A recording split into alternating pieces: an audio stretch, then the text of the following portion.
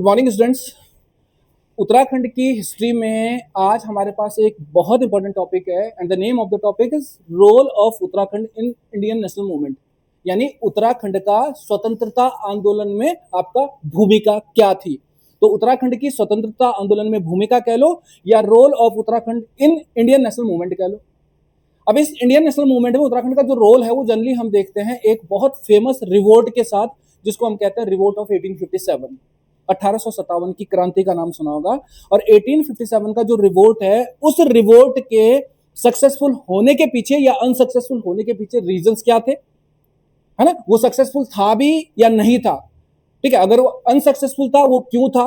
उत्तराखंड के एरिया में हमें उसी टॉपिक को फोकस करना है। तो सबसे पहले अगर मैं यहाँ पर इंडियन नेशनल मूवमेंट में इस टॉपिक को लेके आता हूं, तो हमने कहा कि इंडियन नेशनल मूवमेंट में उत्तराखंड के रोल को पढ़ने के लिए हमारे पास जो मूवमेंट है उसका नाम है 1857 की क्रांति, 1857 का रिवोल्ट। अब 1857 का रिवोल्ट उत्तराखंड में फेल हो गया, असफल हो गया। तो उत्तराखंड में इसके असफल होने के पीछे रीजन क्या थे, उत्तराखंड के में इसके आपका अनसक्सेसफुल होने के पीछे क्या रीजंस थे। तो इन रीजंस में आपका बच्चों सबसे पहला जो हमारे पास पार्ट आता है वो हमारा वो पार्ट आता है जो हमने पिछले हफ्ते पढ़ लिया, और वो था कुमाऊं कमिश्नर्स में एक बहुत ही इंटेलिजेंट कह लो, लिबरल कह लो, ठीक है, डिप्लोमेटिक कह लो, एक ऐसा कुमाऊं कमिश्नर जिसको मैंने क्या कहा था, पांडे जी, जिसको मैंने कहा था राम जी साहब, जिसको मैंने कहा था कुमाऊं का भाग्य विधाता, ठीक है, जिसको मैंने कहा था एक तरह से भाबर का विश्वकर्मा। ऐसे कई सारे नाम बताए थे and the name of the person is Henry Ramsay. और हेनरी रैमजे आपका वो पर्सन था जो 1856 से 1884 तक कुमाऊं कमिश्नर रहा, और ये लॉर्ड डलहौजी का कजन ब्रदर था, ठीक है। और ये जो लॉर्ड डलहौजी का कजन ब्रदर था, इसकी मैरिज हुई थी आपका किसके साथ, लूसिंगटन की डॉटर के साथ, जिसका नाम था लॉरा लूसिंगटन, है ना। अब ये जो आपका हमारे पास कुमाऊं कमिश्नर था, इस कुमाऊं कमिश्नर ने 1857 के रिवोल्ट में एक्चुअली देखा जाए तो उत्तराखंड के एरिया में उसको सक्सेसफुल नहीं होने दिया। यानी अगर उत्तराखंड में कहीं कुछ इंसिडेंट हुए भी होंगे तो उनको अनसक्सेसफुल करने का काम किया। अपनी आपका किसकी वजह से, अपनी स्किलफुल आपका स्ट्रेटेजी की वजह से, अपनी डिप्लोमेटिक आपका किसकी वजह से, आपका टेक्निक की वजह से, है ना। इसके बारे में तो ये तक कहा जाता है कि इसने उत्तराखंड के एरिया में, खासकर कुमाऊं के एरिया में जब देखा कि 1857 के रिवोल्ट में यहाँ पे पार्टिसिपेशन बढ़ रहा है, खासकर बरेली हल्द्वानी के एरिया से, तो उसने अब क्या किया, जो रिवोल्ट में पार्टिसिपेट करने वाले बैटेलियन रेवोल्यूशनरीज थे, क्रांतिकारी थे, उनको अरेस्ट करना स्टार्ट किया।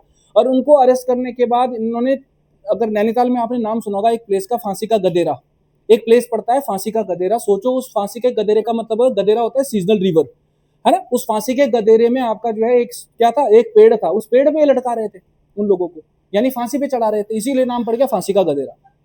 तो 1857 की क्रांति के उत्तराखंड के कुमाऊं के एरिया में या उत्तराखंड में अनसक्सेसफुल होने के पीछे रीजन, आपका सबसे बड़ा रीजन कौन था, आपका कुमाऊं कमिश्नर हेनरी रैमजे था। उसकी स्किलफुल आपका जो है टेक्निक्स थी, और साथ में ये वो पर्सन था जिसने कुमाऊं में मार्शल लॉ लगवा दिया। तो मार्शल लॉ लग गया, तो मार्शल लॉ की वजह से जो लोग पकड़े गए उन्होंने आपका क्या कर दिया, हैंग करना स्टार्ट कर दिया। फांसी का गदेरा आपका फेमस हो गया, पहला पार्ट। दूसरा, हमने टिहरी प्रिंसली स्टेट पढ़ ली है, और टिहरी प्रिंसली स्टेट में आपको पता होगा कि एक पर्सन था जिसका नाम था Sudarshan Shah, son of Pradyumna Shah, successor of Pradyumna Shah. ये वही सुदर्शन शाह था जिसने 1804 के खुड़बुड़ा के बैटल में पार्टिसिपेट किया, और अब Sudarshan Shah was protected by, ठीक है, द कमांडर जिसका नाम था देवी सिंह। वही देवी सिंह उसको कहां ले गया था, हरिद्वार ले गया था। तो वही सुदर्शन शाह अब क्या कर रहा है, अपने लॉस्ट एम्पायर को क्या कर रहा था, वो रिकैप्चर करने की कोशिश कर रहा था, लेकिन सक्सेसफुल नहीं हुआ।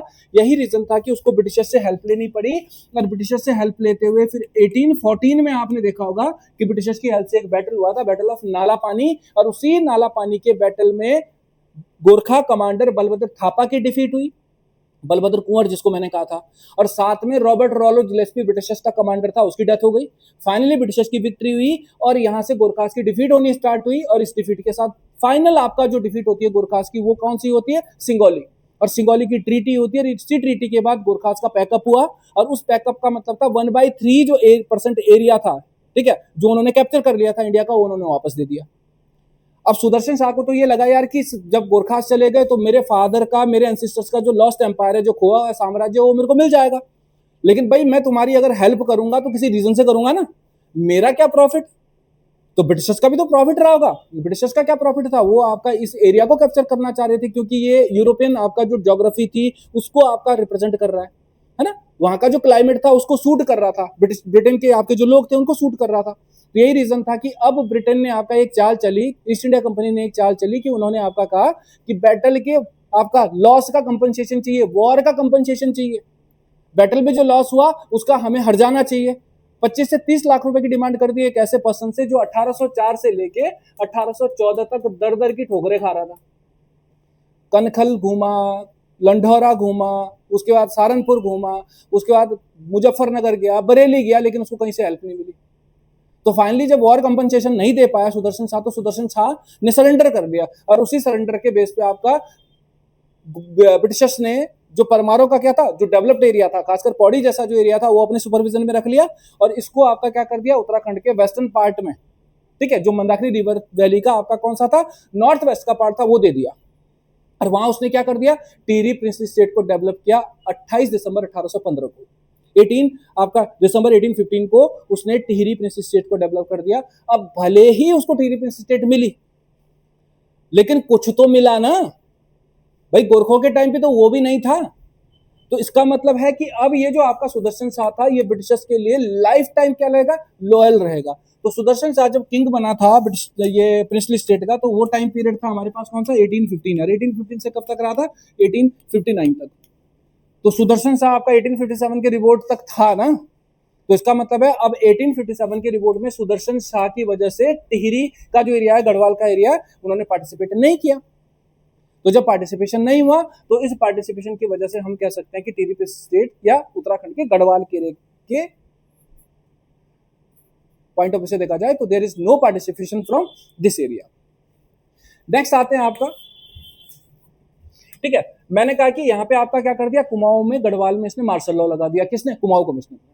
तो मार्शल लॉ जब लगा, सैन्य शासन जब लगा, तो इसकी वजह से क्या हो गया, पब्लिक गैदरिंग नहीं हो पाई। पब्लिक गैदरिंग नहीं हो पाई, तो अब कहीं पर पब्लिक गैदरिंग हो भी रही है, ठीक है, लॉबिंग हो भी रही है, तो यहाँ पे क्या कर रहे थे, जो आपका पब्लिक गैदरिंग हो रही थी उसमें अरेस्टेशन हो रहा था, अरेस्टेशन के बाद या तो उनको फांसी हो रही थी या उनको प्रिजन में डाल रहे थे। तो ये भी आपका हमारे पास एक था। दूसरा, अब हमने क्या किया यहाँ पे, जो ब्रिटिशर्स का लिबरल रूल था, हम कंपैरिजन करते हैं ना कि बीजेपी की सरकार से बढ़िया तो कांग्रेस की सरकार थी, कांग्रेस की सरकार आती तब कहते यार इससे बढ़िया तो बीजेपी की सरकार थी, तो बढ़िया कौन था, हम डिसाइड ही नहीं कर पा रहे थे। यहाँ पे भी तो यही हुआ कि अब कई लोग ऐसे होंगे जिन्होंने पार्टिसिपेशन अगर किया भी तो ठीक है, उससे अनसक्सेसफुल हुए, लेकिन कुछ ऐसे थे जो न्यूट्रल थे, जिन्होंने पार्टिसिपेशन ही नहीं किया। उन्होंने कहा यार गोरखों से तो अच्छे ही हैं। गोरखे क्या कर रहे थे, दिव्य प्रथा लगा रहे थे। गोरखे क्या कर रहे थे, आपके किचन को खोद के सोना निकाल रहे थे, है ना। उनका जो आपका जस्टिस था, आप तुमने देख लिया, बड़ा सिंपल जस्टिस था, लेकिन इलॉजिकल जस्टिस था। तो कम से कम ब्रिटिशर्स के साथ ऐसा तो नहीं था। सोचो कि हेनरी रेमजे तुम्हारे किचन में खाना खा रहा है, कुमाऊनी लैंग्वेज में तुमसे बात कर रहा है, तो गोरखे कर रहे थे ऐसा? गोरखे तो तुम्हारा किचन खोद रहे थे। तो हम लोगों ने क्या किया, यहाँ पर आपका ब्रिटिशर्स की जो लिबरल पॉलिसीज थी, जो लिबरल पॉलिसी का मतलब है उदारवादी जो नीतियां थी, उसको कंपेयर किया गोरखों के साथ, और हमें लगा यार ब्रिटिशर्स से बढ़िया, गोरखों से बढ़िया तो ब्रिटिशर ही है। तो इसीलिए कई लोगों ने पार्टिसिपेट नहीं किया। तो जब पार्टिसिपेशन नहीं हुआ तो हम लोग वीक पड़े ना, तो नहीं हुआ। फिर नेक्स्ट आते हैं आपका और आगे, lack of political and social awareness. Uttarakhand के एरिया में अगर इस टाइम पीरियड में देखते हो तो देयर आर नो लीडर्स, बहुत इंपॉर्टेंट लीडर्स नहीं है, बड़े बड़े लीडर्स कोई नहीं थे। दूसरी प्रॉब्लम क्या थी, एजुकेशन नहीं थी यहाँ पे, ठीक है। एजुकेशन जब नहीं थी तो सोशल और पॉलिटिकल अवेयरनेस भी नहीं थी, सामाजिक और आपका राजनीतिक समझ नहीं थी यहाँ के लोगों को कि हम किसकी तरफ जाएं, हम ब्रिटिशर्स की तरफ जाएं, हम गोरखों की तरफ जाएं, या आपका कौन, हम आपका इंडिपेंडेंटली आपका बिहेव करें। तो इस वजह से भी हम पीछे रह गए। और लास्ट में अगर मैं देखता हूं तो ये तो हमारे पास 1857 के रिवोल्ट का मेन कारण है ही भाई। 1857 का जो रिवोल्ट हुआ, उस रिवोल्ट के अनसक्सेसफुल होने के पीछे जो सबसे बड़ा रीजन था, वो राष्ट्रीयता की भावना का आपका जो है क्या था, अभाव था, ठीक है। नेशनलिज्म की जो आपका क्या थी, अप्रोच थी, वो आपका नहीं थी इसमें। आप बोलोगे सर क्यों नहीं थी, आप एक बताओ, झांसी की रानी कौन से भारत के लिए लड़ रही थी? झांसी की रानी किसके लिए लड़ रही थी, झांसी के लिए लड़ रही थी। तात्या टोपे ग्वालियर में था, है ना। आप किसकी बात करते हो, नाना साहब की बात करते हो तो वो कानपुर में थे, है ना। आप किसकी बात करते हो, बेगम हजरत महल की बात करते हो तो बेगम हजरत महल अवध यानी आपका लखनऊ की बात चल रही थी। तो जितने भी लोग थे, खान बहादुर खान था, ठीक है, ये आपका बरेली की बात चल रही है। तो कुल मिला के ये जितने भी लीडर्स थे जिनके मैंने नाम लिए, ये लीडर्स तो आपके पावरफुल थे, लेकिन यहाँ पर नेशनलिज्म की जो अप्रोच थी, राष्ट्रीयता की जो भावना थी, उसका अभाव था, है ना। क्यों? क्योंकि सबके अपने आपके बेनिफिट्स थे, अपने प्रॉफिट्स थे, जिनके बेस पे आपका क्या कर रहे थे, वो लड़ रहे थे। क्यों लड़ रहे थे? जैसे अब नाना साहब की बात करें, झांसी की रानी की बात करें, या आपका किसकी बात करते हैं, अवध की जो आपका क्वीन थी जिसका नाम था आपका बेगम हजरत महल, इन सब के साथ प्रॉब्लम क्या आ रही थी? वही आपका डॉक्ट्राइन ऑफ लेफ्ट्स, है ना। हिंदी में क्या बोलते हैं इसको? उत्तराधिकार का नहीं, संघर्ष नहीं, है ना। मतलब कोई आपका एक ऐसा ऐसी क्वीन, एक ऐसा राजा जिसके अपने बेटे नहीं थे, तो वो क्या कर रहे थे, वो किसी बच्चे को अडॉप्ट कर रहे थे, तो उसके लिए आपका क्या नहीं था, साम्राज्य नहीं था, राज्य नहीं था, वो किंग नहीं बन सकता था, है ना। इसमें आपका ब्रिजेश कादिर कौन था? ये बेगम हजरत महल का गोद लिया बच्चा था, वो उसको आपका क्या नहीं बना सकती थी, वो उसको राजा नहीं बना सकती थी। झांसी की रानी के साथ भी यही हुआ, है ना। और अगर मैं नाना साहब की बात करता हूं, तो नाना साहब खुद पेशवा का आपका जो एडॉप्टेड चाइल्ड, उसको भी आपका क्या नहीं मिल रही है, वहां पे आपका प्रेफरेंस नहीं मिल रही है। इसी वजह से इन लोगों ने आपका क्या किया, यहाँ पे एक तरह से रिवोल्ट किया, लेकिन वो अनसक्सेसफुल हुआ। तो ये हमारे पास 1857 के रिवोल्ट के अनसक्सेसफुल होने के पीछे रीजन निकल के आते हैं। अब यहां से आओ आगे, ठीक है। इसी 1857 के रिवोल्ट में थोड़ा बहुत जो आपका क्या हुआ, रिवोल्ट हुआ, वो रिवोल्ट कहां से होता हुआ दिखाई देता है? कुमाऊं के एरिया से दिखाई देता है। कुमाऊं में एक प्लेस है जिसका नाम है हल्द्वानी, है ना। और कुमाऊं में, हल्द्वानी में ब्रिटिशर्स के अगेंस्ट जो लॉबिंग हुई, उस लॉबिंग में हमें कुछ लोगों के नाम लिखने हैं। जैसे यहाँ पे एक नाम लिखा होगा, खान बहादुर खान, ठीक है। कौन था? बरेली का नवाब, रोहेला नवाब। अब बरेली का जो ये रोहेला नवाब है, जिसका नाम है खान बहादुर खां, इस खान बहादुर खां के कुछ और क्या थे यहाँ पे एसोसिएट मेंबर्स थे, जिनमें एक था फजल हक और एक था काले खां, लिखा है, ठीक है, फजल हक और काले खां। इन्होंने ब्रिटिशर्स की आर्मी को डिफीट दे दी हल्द्वानी में, ठीक है, जिसमें आपका हमारे पास मैक्सवेल था, है ना, ऑस्ट्रेलिया का प्लेयर भी एक मैक्सवेल, उसे याद रखना है इसको। नेक्स्ट था चैपमैन और एक था आपका बैचर या बैजर। ये इनकी डिफीट हो गई कहां पर? हल्द्वानी में। कब हुई थी? 17 सितंबर को। और 17 सितंबर को ब्रिटिशर्स की जो ये डिफीट हो रही है, जिसमें मैक्सवेल की डिफीट हुई, जिसमें आपका चैपमैन की डिफीट हुई, बैचर की डिफीट हुई, इस डिफीट के पीछे जो आपका हमारे पास टर्नरी थी, जो ट्राइंगल था, जो त्रिगुट था, वो किसका था? खान बहादुर खान का, फजल हक का और काले खां का। इनकी लॉबी से आपका जो है हार गए ब्रिटिशर्स के ये आपके ऑफिसर्स, मैक्सवेल, चैपमैन और बैचर। फाइनली अब आपका ब्रिटिशर्स ने क्या कर दिया आगे, नेक्स्ट डे हेनरी रैमजे की आपका जो क्या थी यहाँ पे डिप्लोमेसी थी, उस डिप्लोमेसी के बाद हल्द्वानी को फिर रिकैप्चर कर लिया। यानी एक दिन की सफलता और दूसरे दिन की आपका जो है क्या असफलता में बदल गई, ठीक है। तो हेनरी रैमजे की पॉलिसी यहाँ पे आपका फिर आ रही है, और हेनरी रैमजे की इस पॉलिसी में the persons involve in defeating these आपका 3 मेंबर्स वर, एक था आपका हमारे पास रीड, कर्नल रीड, ठीक है, और एक था आपका हमारे पास, ठीक है, ग्रेविस। ये वो लोग थे जिन्होंने हल्द्वानी को दोबारा से कैप्चर कर लिया, और फाइनली आपका क्या हो गया, यहां पर काम हो गया हमारा, मतलब हम अनसक्सेसफुल हो गए। यहीं पे हमारे पास एक पर्सन आने वाला है, बहुत इंपॉर्टेंट पर्सन है, ठीक है। और इस पर्सन का नाम भी डेफिनेटली आपने नाम सुना होगा, ठीक है, आपने नाम सुना होगा कालू सिंह मेहरा, है ना। बड़े अचंभे की बात है कि उत्तराखंड पीसीएस में इसका क्वेश्चन आया था, कालू सिंह मेहरा पर कितने शब्दों में, 200 शब्दों में टिप्पणी लिखो। 200 अभी नहीं, अब तो मैक्सिमम जो आपका हमारे पास सबसे बड़ा क्वेश्चन आ रहा है वो 150 वर्ड्स में आ रहा है ना। लेकिन जब पेपर का थोड़ा सा पैटर्न अलग था तो उसमें लगभग 250 वर्ड्स में कालू सिंह मेहरा पे क्वेश्चन लिखने के लिए आ गया। आप सोचो कालू सिंह मेहरा पे क्या लिखते हैं, हम तो केवल एक ही लाइन पढ़ते हैं, यहाँ पे जो बच्चे हैं, है ना, खासकर वनडे में आप एक ही लाइन पढ़ते हो कि Kalu Singh Mehra was the first freedom fighter of Indian national movement from Uttarakhand. अब इस कालू सिंह मेहरा के बारे में हम बात करते हैं। कालू सिंह मेहरा की अगर हम बात करें बच्चों, तो ही वॉज फ्रॉम चंपावत, काली कुमाऊं। और काली कुमाऊं चंपावत में जो ये कालू सिंह मेहरा है, he was from a very poor family, बहुत गरीब परिवार से थे। और इस गरीब फैमिली के ये जो पर्सन है, इनकी अगर हम बात करें, ये कहां से थे? काली कुमाऊं में थुआ महारा, ठीक है, आपका विसुड़ गांव है या विसुड़ विलेज है, वहां पर लोहाघाट तहसील में पड़ता है, ठीक है। तो आपको सारा नहीं करना है, आपको केवल एक पार्ट याद रखना है यहाँ पे कि वो कहां से थे, विसुड़ गांव से थे। कई जगह इसको विसुंग भी लिखा होगा, कंफ्यूज मत होना, ठीक है। तो अब आपका Kalu Singh Mehra was the person जिसका 1831 में बर्थ हुआ था काली कुमाऊं के एरिया में, विसुड़ विलेज में, लोहाघाट के अंदर, ठीक है। डिस्ट्रिक्ट कौन सा है? चंपावत। अब ये जो आपका पर्सन था, इस पर्सन ने 1857 के रिवोल्ट में पार्टिसिपेट किया, बट मैंने एक वर्ड यूज किया यहाँ पे कि he was from very poor family. तो अगर पुअर फैमिली से था, लेकिन नेशनलिज्म की जो अप्रोच थी वो शुरू से थी, राष्ट्रीयता की भावना आपका इनके मन में कूट कूट के भरी थी। तो अब इनको क्या चाहिए था? सपोर्ट चाहिए था। सपोर्ट के लिए कैसा सपोर्ट? फाइनेंशियल सपोर्ट, है ना। किसका सपोर्ट? यहाँ पे हमारे पास जो इनके पास बैटल के लिए आपका क्या चाहिए था? हमें बारूद चाहिए था या गन्स चाहिए थी, ठीक है, या फिर आपका हम सीधा कहेंगे कि वेपन्स चाहिए थे। वो आपका सपोर्ट जो दे रहा है, वो सपोर्ट इसको कई लोगों ने दिया। तो यहाँ पे अगर मैं कालू सिंह मेहरा की बात करता हूँ, तो 1857 के रिवोल्ट में he was the person from Uttarakhand जिसने ब्रिटिशर्स को कई जगह डिफीट दी, कई ब्रिटिशर्स को आपका क्या कर दिया? मर्डर कर दिया। और उत्तराखंड से आपका फर्स्ट रेवोल्यूशनरी बन के आया, उत्तराखंड का पहला क्रांतिकारी बन के आया। और इस क्रांतिकारी को आपका, भले ही हम बहुत जानते नहीं है ना, क्योंकि कई बच्चे ऐसे जो पहली बार इसका नाम सुन रहे, लेकिन इन्होंने उत्तराखंड को बहुत कुछ दिया है ना। तो अब क्या दिया, हम उसी के बारे में बात करेंगे। एक क्वेश्चन जो डायरेक्ट आता है कि who was the first freedom fighter from Uttarakhand during national movement, वो कौन था? कालू सिंह मेहरा फ्रॉम विसुड़ विलेज। अब कालू सिंह मेहरा का रोल देखते हैं थोड़ा सा। कालू सिंह मेहरा की अगर मैं बात करता हूं, तो ये जो कालू सिंह मेहरा है 1831 में बर्थ हुआ काली कुमाऊं यानी विसुड़ गांव में, चंपावत में। अब ये जो कालू मेहरा है, इस कालू मेहरा को फाइनेंशियल सपोर्ट मिलेगा। और ये जो फाइनेंशियल सपोर्ट मिल रहा है, इस फाइनेंशियल सपोर्ट में हमारे पास अभी हमने एक पर्सन का नाम पीछे पढ़ा था जिसकी डिफीट हो गई ब्रिटिशर्स के थ्रू, खान बहादुर खान, है ना, बरेली का नवाब, है ना, अवध का नवाब। तो यहां पे अब हम कहते हैं कि बरेली के नवाब खान बहादुर खान और अवध का नवाब आपका कौन था? वाजिद अली शाह, बेगम हजरत महल का हस्बैंड। उन्होंने फाइनेंशियल सपोर्ट दिया इसको।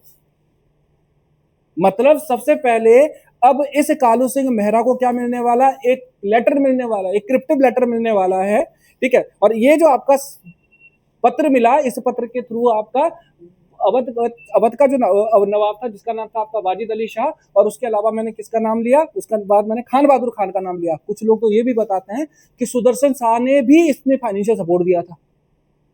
तो जब इसको फाइनेंशियल सपोर्ट मिला, जब इसको आपका क्या मिला? यहाँ पे फाइनेंशियल सपोर्ट मिला, तो उस फाइनेंशियल सपोर्ट से उसने एक आपका क्या कर दिया? यहाँ पे रेवोल्यूशनरी ऑर्गेनाइजेशन बनाई, और इसी रेवोल्यूशनरी ऑर्गेनाइजेशन का नाम था क्रांति वीर, ठीक है। और क्रांतिवीर जब क्वेश्चन आता है कि हु वाज द आपका फाउंडर ऑफ क्रांतिवीर या the organization developed by Kalu Singh Mehra, तो ऑप्शन में आता है क्रांतिकारी, क्रांतिवीर, क्रांति गीत।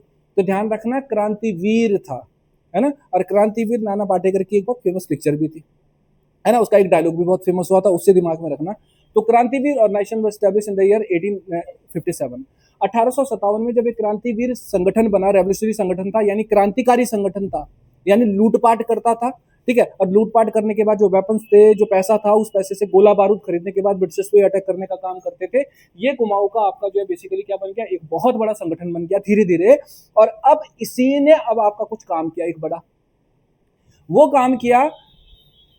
ब्रिटिश बैरक थी एक, कहां पर? चंपावत में, ठीक है, जिसका नाम था आपका चांदमारी ब्रिटिश बैरक, ठीक है। चंपावत डिस्ट्रिक्ट में लोहाघाट का नाम सुना होगा। लोहाघाट के पास आपका ब्रिटिशर्स की एक बैरक थी जिसका नाम था चांदमारी ब्रिटिश बैरक। अभी जो चांदमारी ब्रिटिश बैरक थी, इस चांदमारी ब्रिटिश बैरक पे कालू सिंह मेहरा, ठीक है, दो तीन नाम नीचे बिशन सिंह फरत्याल का नाम लिखा है नीचे, आनंद सिंह, सॉरी ये आनंद सिंह फरत्याल और बिशन सिंह मेहरा करायत का नाम सुना होगा। ये वो लोग थे जो इसको सपोर्ट कर रहे थे, है ना। तो यहाँ पे कालू सिंह मेहरा ने अपने जो आपके क्या थे, यहाँ पे सपोर्टर्स थे, जिनमें आपके हमारे पास कौन था? आनंद सिंह फरत्याल था, बिशन सिंह कराए जैसे लोग थे। इन लोगों ने कहां पर?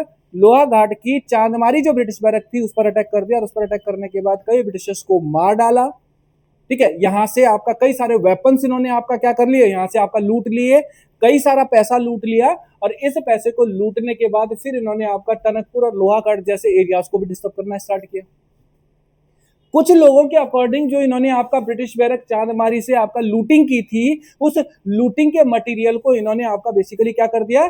यहाँ पर किरमौली आपका विलेज हुआ करता एक, ठीक है। और किरमौली विलेज आपका कोयराला रिवर के बैंक पर है। अब आप सोचो कि कोयराला विलेज किसकी, आपका कोयराला जो आपका रिवर है वो किसकी ट्रिब्यूटरी है? नदी पढ़ ली है ना, रिवर सिस्टम किसकी ट्रिब्यूटरी है? किसकी सहायक नदी थी? काली की कहां से आ जाएगी? कोयराला काली की ट्रिब्यूटरी है, बहुगुणा जी।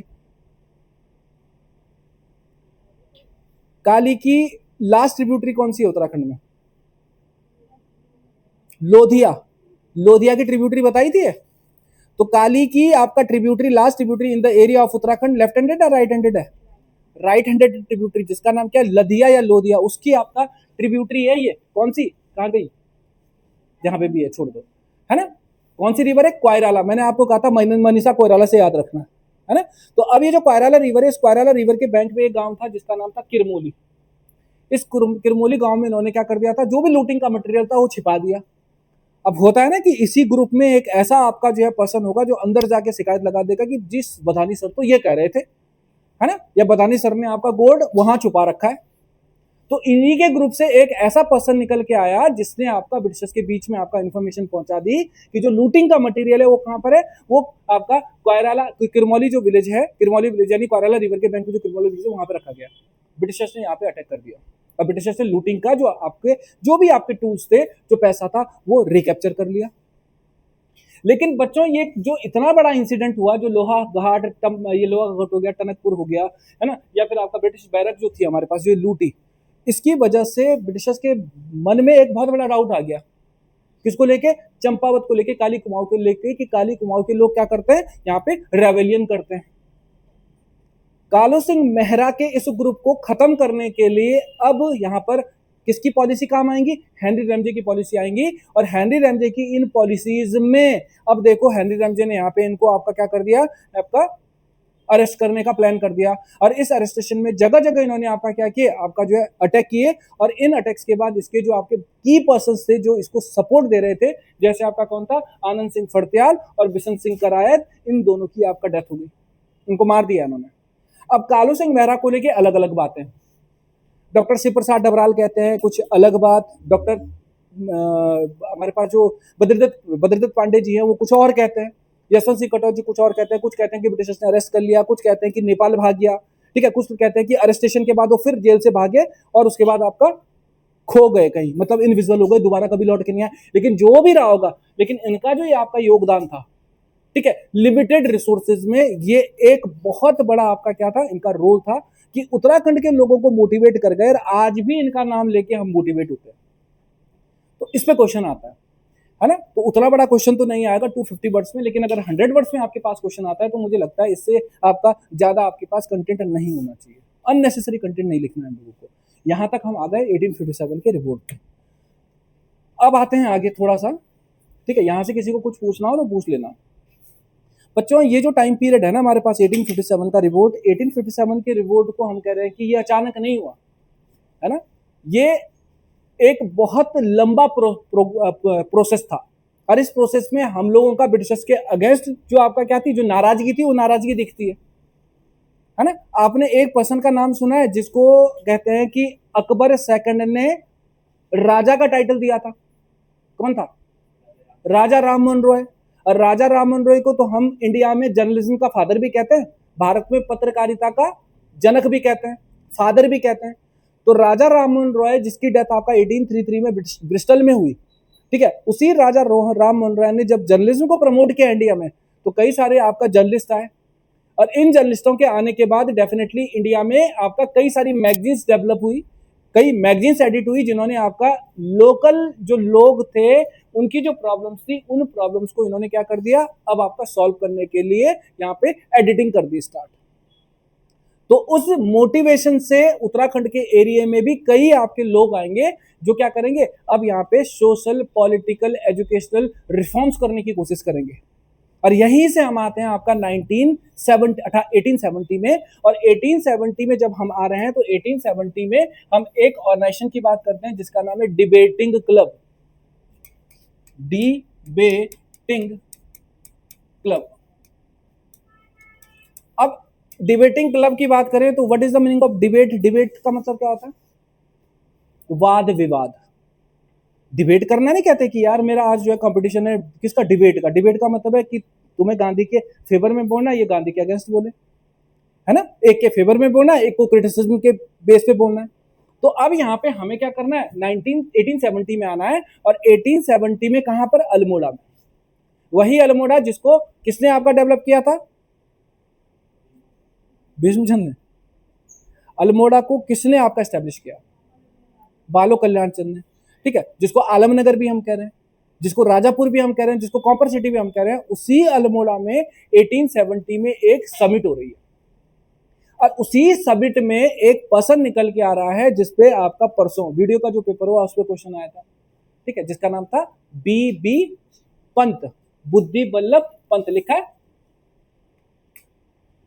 तो debating club established by Buddhi Ballabh Pant in the year 1870 in the area of Almora. Almora के क्षेत्र में 1870 में बुद्धि बल्लभ पंत ने डिबेटिंग क्लब को एस्टैब्लिश किया। तो डिबेटिंग क्लब को एस्टैब्लिश करने के पीछे क्या था?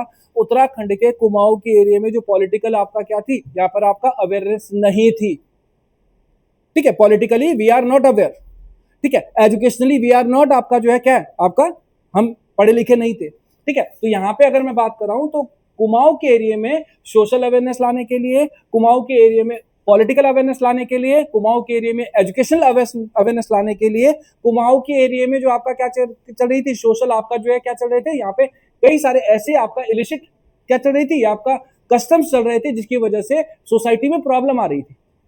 तो उनको सॉल्व करने के पॉइंट ऑफ व्यू से डिबेटिंग क्लब को एस्टेब्लिश किया गया 1870 में, जिसमें आपका कई सारे लिबरल पढ़े लिखे लोग आए, उदारवादी पढ़े लिखे लोग। उदारवादी समझती हो? सॉफ्ट हार्टेड, जैसा मैं हूं, है ना, तुमको डांटता भी नहीं हूं, है ना। उदारवादियों का मतलब है आपका बीच की मध्यम मार्ग से चलने वाले लोग, है ना, जो क्या करते हैं, आपका संवैधानिक तरीके से क्या कर रहे हैं, अपने काम को आगे बढ़ाने का काम कर रहे हैं, कॉन्स्टिट्यूशनल वे में अपनी आपका जो क्या है, जो आइडेंटिटी है उसको आगे बढ़ाने का काम कर रहे हैं।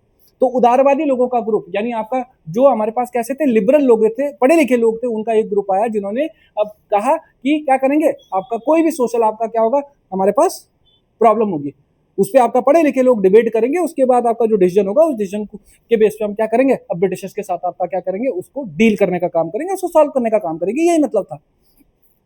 तो अब यहीं से अब 1870 में जब डिबेटिंग क्लब बना, तो डिबेटिंग क्लब के बनने के बाद भाई अगर कोई चर्चा हुई, परिचर्चा हुई, कोई आपका क्या हुआ, यहाँ पे समिट हुई, तो समिट के बाद आपका पब्लिक तक कैसे पहुंचाए उस चीज को, कि भाई हमने आपका ये सॉल्यूशन निकाला। तो पब्लिक तक पहुंचाने के लिए अब ऐसा तो था नहीं कि अब आपका रील बनानी शुरू कर दी और एक जगह से दूसरी जगह, उस टाइम रील जैसा कोई कॉन्सेप्ट नहीं था।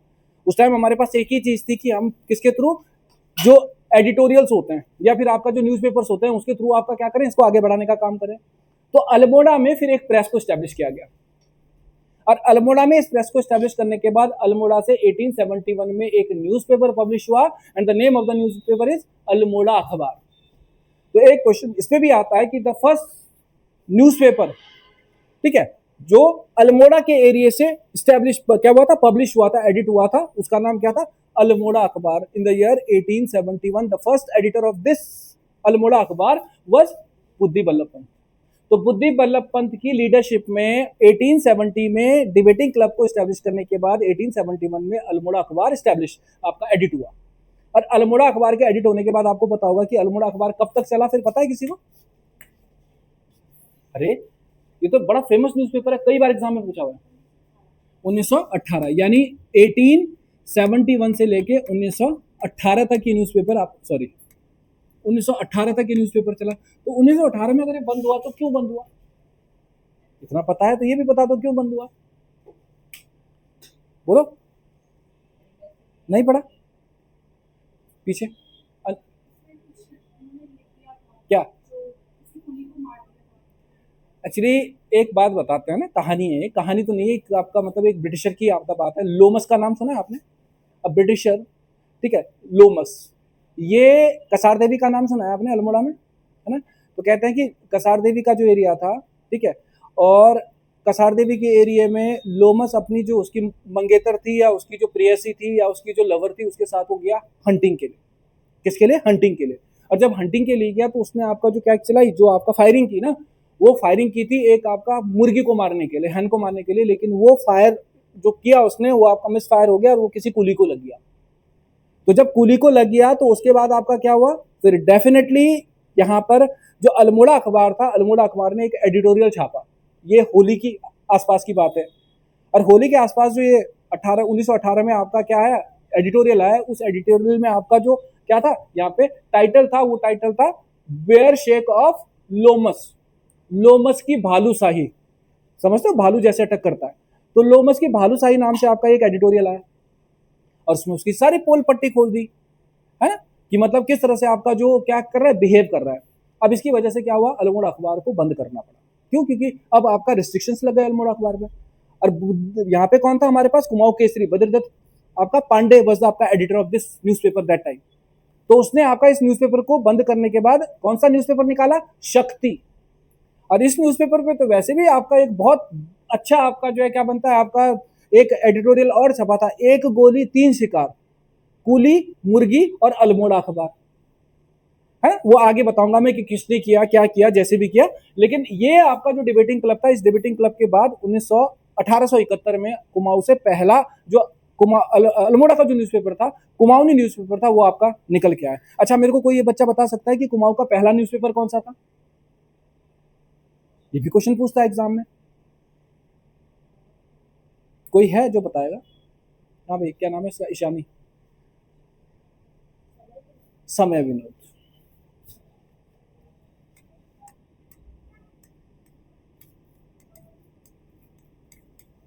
विनोद, समय विनोद, वैसे ही बहुत फेमस हो रखा है ना विनोद, सुन रहे हो विनोद, है ना। तो ये जो समय विनोद है, ये कुमाऊं का पहला न्यूज़पेपर था। और ये कुमाऊं का जो पहला न्यूज़पेपर था, ये नैनीताल से एडिट हुआ था 1868 में, 1868 ही बोलेंगे ना, 1868 में the first newspaper of Kumaon was edited from Nainital और the editor of this newspaper was,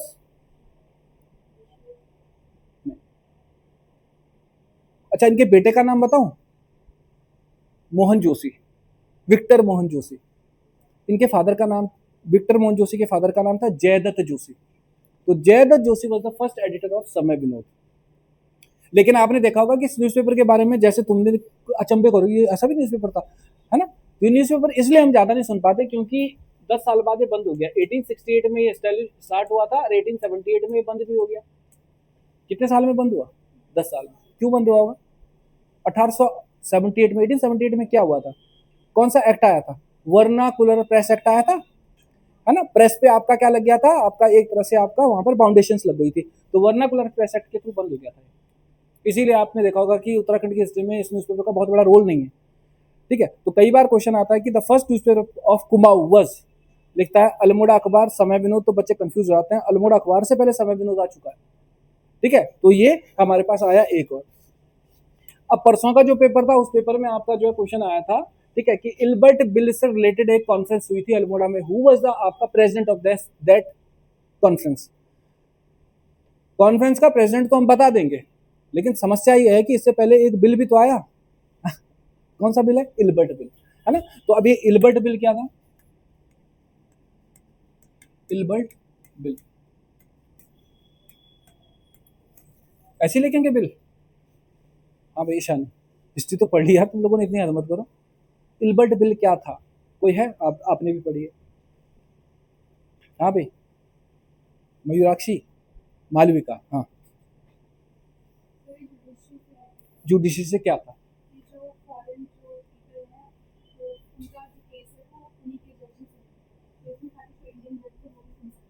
इसका मतलब क्या है कि इल्बर्ट बिल जो था, इल्बर्ट बिल के आने से पहले जो यहाँ पे जस्टिस डिलीवरी हो रही थी, उस जस्टिस डिलीवरी में इंडियन जजेस का कोई रोल नहीं था। यानी भारतीय जजों को यहाँ पर डिसीजन देने का कोई राइट नहीं था। और 1883 में जब ये बिल आया, इल्बर्ट बिल, तो आपको पता है कि उस टाइम वायसराय कौन था? Lord Ripon. तो लॉर्ड रिपन के टाइम पे, अभी देखो ये उत्तराखंड नहीं है लेकिन ये नेशनल मूवमेंट में आ गया, तो लॉर्ड रिपन एक लिबरल वायसराय था, एक ऐसा वायसराय जिसने लोकल एडमिनिस्ट्रेशन को प्रमोट करने का काम किया, है ना। इसी ने आपका कहीं ना कहीं कई सारे आपके जो है और वर्क किए थे, वो क्या वर्क थे हम उसी टाइम देखेंगे। लेकिन ये जो हमारे पास रिपन था, इस रिपन ने 1883 में इल्बर्ट बिल को आपका क्या किया था, लाया था। लेकिन ये बिल एक्ट नहीं बन पाया। एक्ट नहीं बन पाया क्योंकि इल्बर्ट बिल के जो आपके क्या थे यहाँ पे पॉइंट्स थे, वो पॉइंट्स आपके अदर यूरोपियंस एक्सेप्ट नहीं कर रहे थे। क्यों? क्योंकि वो नहीं चाहते थे कि कोई इंडियन आपका चीफ जस्टिस क्या कर दे, यहाँ पे डिसीजन दे दे, या इंडियन जज कोई आपका जस्टिस दे दे। ठीक है, तो जुडिशरी से रिलेटेड आपका हमारे पास इल्बर्ट बिल था। इस इल्बर्ट बिल के सपोर्ट में हम लोग भी तो आएंगे, क्योंकि हमारे जजेस को आपका क्या मिलना था, यहाँ से आपका एक तरह से एडवांटेज मिलना था।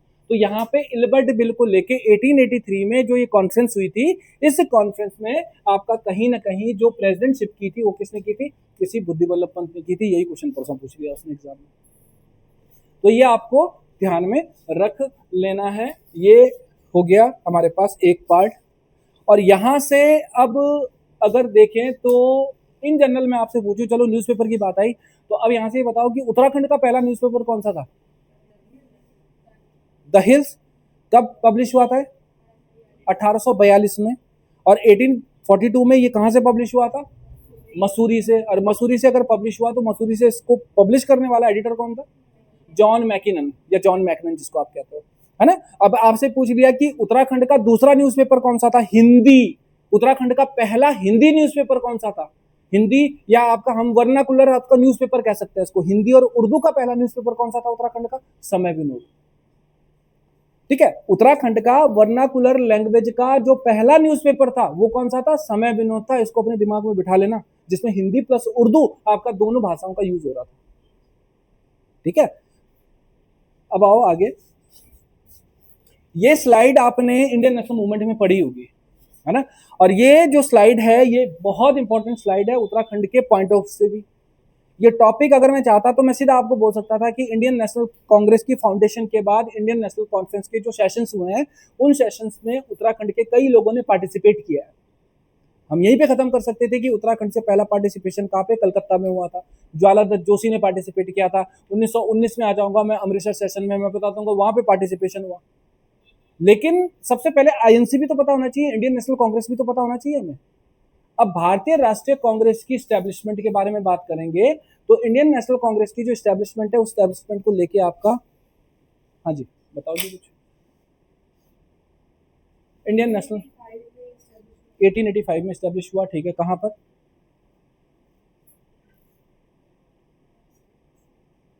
जोर से बोलो, कुछ नहीं हो रहा है। रिकॉर्डिंग मेरी हो रही है, किसी और की नहीं हो रही है। पूछ रही हो, बता रही हो, सही बोल रही हो।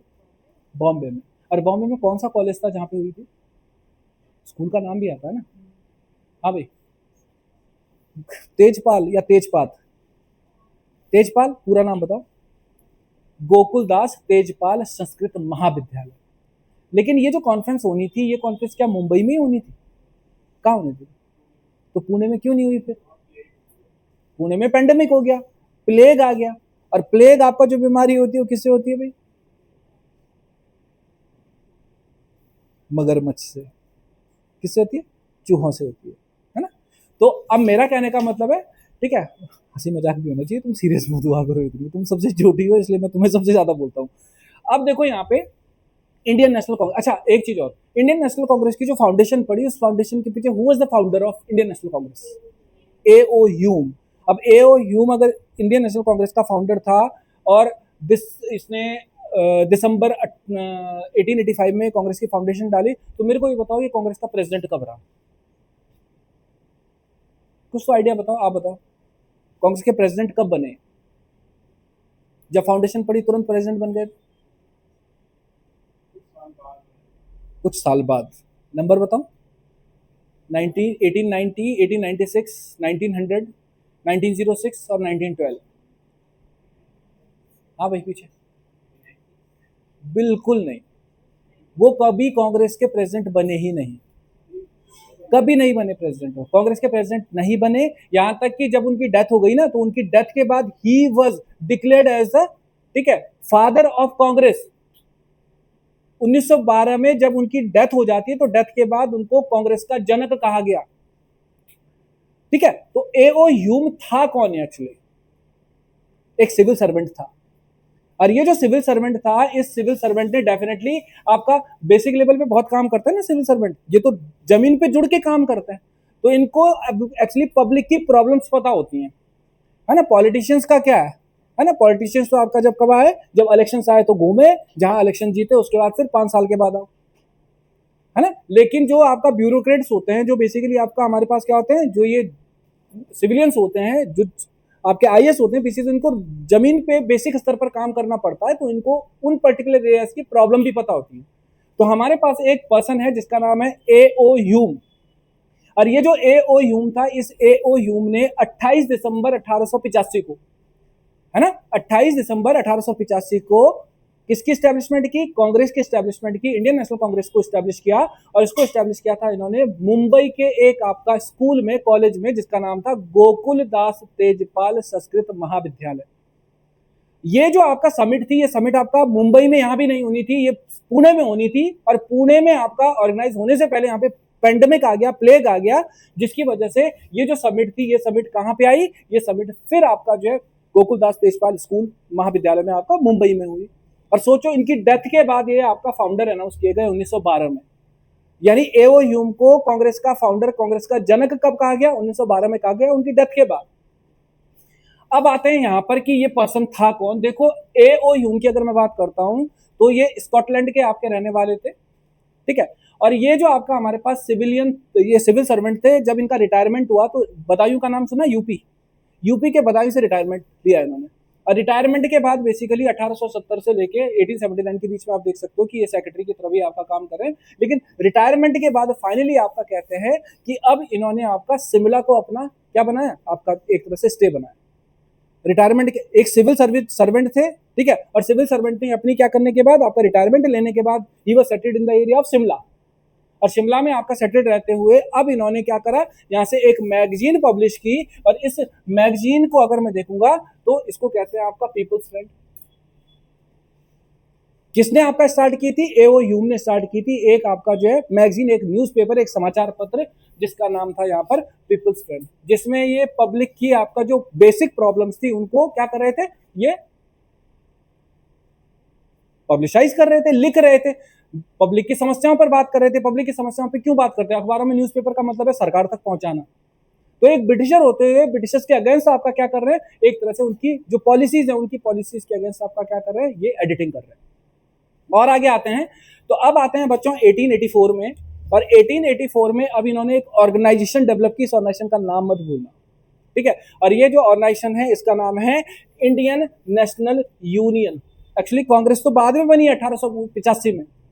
1884 में ही established organization Indian National Union. अब ये जो इंडियन नेशनल यूनियन थी, इस इंडियन नेशनल यूनियन को स्टैब्लिश करने का जो पीछे रीजन था वो था किसी तरह से आपका क्या करना? रिफॉर्म करना, ठीक है। और आपका जो है कहीं ना कहीं क्या करना? एस्टेब्लिशमेंट करना आपका नेशनल वाइड ऑर्गेनाइजेशन, यानी आपका भारत में एक पेन ऑर्गेनाइजेशन को स्टैब्लिश करना, भारत में एक ऐसी बड़ी ऑर्गेनाइजेशन को स्टैब्लिश करना जो भारत में सोशल रिफॉर्म्स कर सके। कैसे? कॉन्स्टिट्यूशनल वे में, संवैधानिक तरीके से। तो संवैधानिक तरीके से भारत में 1884 में, ठीक है, एओ ह्यूम ने एक ऑर्गेनाइजेशन बनाई जिसका नाम था इंडियन नेशनल यूनियन। और इसी नेशनल यूनियन की आपका समिट रखी गई थी। कहां पर? पुणे में, जहां पे प्लेग हो गया। और वहीं पे कई सारे आपका लिबरल उदारवादी लोगों ने पार्टिसिपेट किया, जिनमें से कुछ लोगों के नाम ले लेता हूं। आपने नाम सुना होगा grand old man of India. कौन थे? दादा भाई नौरोजी। आपने नाम सुना होगा आपका बदरुद्दीन तैयब जी। सुना है नाम? नहीं सुना है? क्यों सुना है? कांग्रेस के पहले प्रेसिडेंट रहे हों। नहीं, पहले नहीं, तीसरे, ठीक है। तो मेरा कहने का मतलब है कि यहाँ पे कई सारे लोगों ने पार्टिसिपेट किया। तो देखो, ऑर्गेनाइजेशन कौन सी थी? इंडियन आपका नेशनल यूनियन थी। 1885 में इसका आपका समिट कहां पे रखा गया? पुणे में। पुणे में प्लेग हो गया। कहां हुआ? 28 दिसंबर 1885 को मुंबई के गोकुलदास तेजपाल स्कूल में हुआ। और वहां पर अब एक नाम आया जिसको हम कहते हैं कांग्रेस। तो कांग्रेस नाम कहां का है? ब्रिटेन से आया, अमेरिका से आया, ऑस्ट्रेलिया से आया, न्यूजीलैंड से आया, रशिया से आया, अमेरिका से आया। और हु वाज द पर्सन जिसने इस ऑर्गेनाइजेशन का नाम कांग्रेस रखने के लिए आपका जो अपनी बात रखी? Grand old man of India, जिनकी सब रिस्पेक्ट करते थे, ठीक है। दादा भाई नौरोजी के कहने पर एओ ह्यूम ने इस ऑर्गेनाइजेशन को फिर क्या नाम दिया? इंडियन नेशनल कांग्रेस नाम दिया, भारतीय राष्ट्रीय कांग्रेस नाम दिया। और अब भारतीय राष्ट्रीय कांग्रेस नाम देने के बाद आपका जो है ये फेमस हो गई। 28 दिसंबर 1815 को इसको स्टैब्लिश कर दिया गया। अब ये देखो, मैं कह रहा हूं कि मैंने क्यों कहा था आपको कि इंडियन नेशनल मूवमेंट को, मतलब ये नहीं है कि हम उत्तराखंड का नेशनल मूवमेंट में रोल देख रहे हैं तो हम नेशनल मूवमेंट को ना देखें। नेशनल मूवमेंट में बहुत सारे क्वेश्चंस आते हैं यहाँ से। आ गया। अब आपका क्या करते हैं, हम बात करते हैं इसकी डेथ की। 12 में डेथ हो गई और 12 में डेथ होने के बाद एओ ह्यूम को आपका कांग्रेस का फाउंडर भी अनाउंस कर दिया गया, फादर भी अनाउंस कर दिया गया। अब एक पर्सन है हमारे पास, ठीक है, जिनको हम कहते हैं Gopal Krishna Gokhale, political Guru of Mahatma Gandhi. ये वही गोपाल कृष्ण गोखले है जिसने 1905 में एक ऑर्गेनाइजेशन को एस्टेब्लिश किया था जिसका नाम था सर्वेंट सोसाइटी ऑफ इंडिया। किसी को पता? ये वो क्वेश्चन हैं जो लगातार एग्जाम में आते हैं। इनको पढ़ो। तुमने मॉडर्न इंडिया पढ़ लिया है, कैसे पढ़ा तुमने मॉडर्न इंडिया फिर, है ना? तो जो चीजें तुम्हें पढ़ाई जा रही हैं, जो चीजें मैं यहाँ पे बोल रहा हूँ, वो ध्यान रखना, वो ये क्वेश्चन है जो लगातार एग्जाम में आए हुए क्वेश्चन हैं। ठीक है। दादा भाई नौरोजी के पॉलिटिकल गुरु थे आपका कौन? गोपाल कृष्ण गोखले। गोपाल कृष्ण गोखले ने कहा कि ठीक है, देख सकते हो आप, Gopal Krishna Gokhale said in the आपका ह्यूम मेमोरियल आपका meeting in London that no Indian could have founded the national आपका कांग्रेस। मतलब आपका कोई इंडियन नेशनल कांग्रेस की फाउंडेशन नहीं डाल सकता था, केवल कौन डाल सकता था? ए ओ ह्यूम ही डाल सकता था। ये स्टेटमेंट बेस्ड क्वेश्चन आते हैं सिविल में।